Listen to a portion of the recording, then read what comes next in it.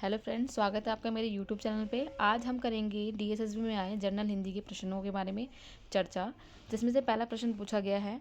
निम्नलिखित प्रश्न में 4 विकल्पों में से उस विकल्प का चयन करना है जो सही संधि विच्छेद का संधि का सही विकल्प हो। जैसे हो जमा में अन क्या बनेगा, हवन।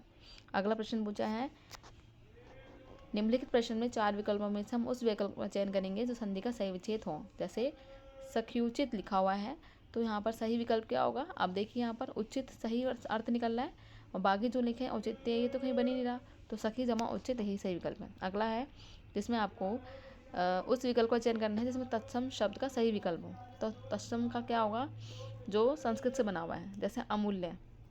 अगला प्रश्न, जिसमें आपको तद्भव शब्द का सही विकल्प चुनना हो, तो इसमें तद्भव कौन सा शब्द होगा।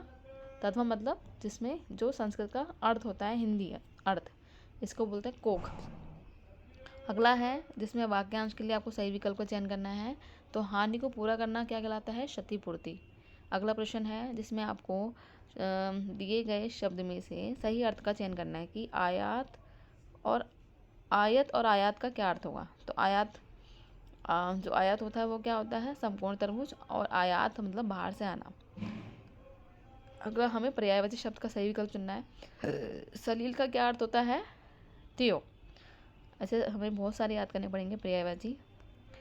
अगला प्रश्न है जिसमें आपको विलोम बताना है, विलोम शब्द। जैसे एकादेश, एक देशीय क्या होगा, सर्वदेशीय। अगला प्रश्न, इसमें वाक्य का भेद बताना है आपको। मैंने एक व्यक्ति को देखा जो बहुत लंबा था, इसका तो जहाँ पे जो आ जाए वो कौन सा होगा, मिश्र वाक्य होगा। अगला प्रश्न, इसमें वृत्ति का भेद बताना है कि ये जो वाक्य लिखा हुआ है ये किस तरफ संकेत कर रहा है। यदि तुम पढ़ते तो पास हो जाते, तो यहाँ पर एक संकेत क्या आ रहा है, यदि तुम पढ़ते तो पास हो जाते। अगला प्रश्न है पक्ष के भेद बताने इसमें। अब तक काफ़ी खेल चुका है, इसका अर्थ है पूर्णता धोतक। अगला प्रश्न, इसमें विराम चिन्ह का बताना है आपको। हाय बेचारा मारा गया, तो हाय के नीचे क्या लगाएंगे हम, हाय के बाद विस्मयादि बोधक चिन्ह, ठीक है, और बाद में पूर्ण विराम भी आएगा। देखिए बाकी में नहीं लगा हुआ, तो सही उत्तर यही होगा। अगला प्रश्न, मुहावरे का सही विकल्प बताना है। तिल धरने की जगह ना होना मतलब बहुत भीड़ होना, मतलब तिल मतलब एक तिल का तनका नहीं रख सकते हम। अगला प्रश्न है लोकोक्ति का सही अर्थ। का वर्षा जब खुशी सुखाने, अवसर बीत जाने पे का सहायता क्या है, व्यर्थ है। अगला प्रश्न पूछा हुआ है जिसमें लोकोक्ति का सही विकल्प बताना है।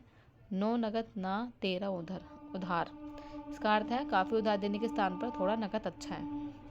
अगला प्रश्न, फिर लोकोक्ति हम कर चुके हैं। फिर आता है 5 नंबर का आपका पैराग्राफ, जिसके प्रश्नों का उत्तर आपको इसी पैराग्राफ में से मिल जाएगा, और ये बहुत आसान होते हैं, ठीक है। आपको ये मेरी वीडियो अच्छी लगी हो तो इसे कृपया करके लाइक करिए, सब्सक्राइब करिए और लोगों को शेयर करिए। धन्यवाद।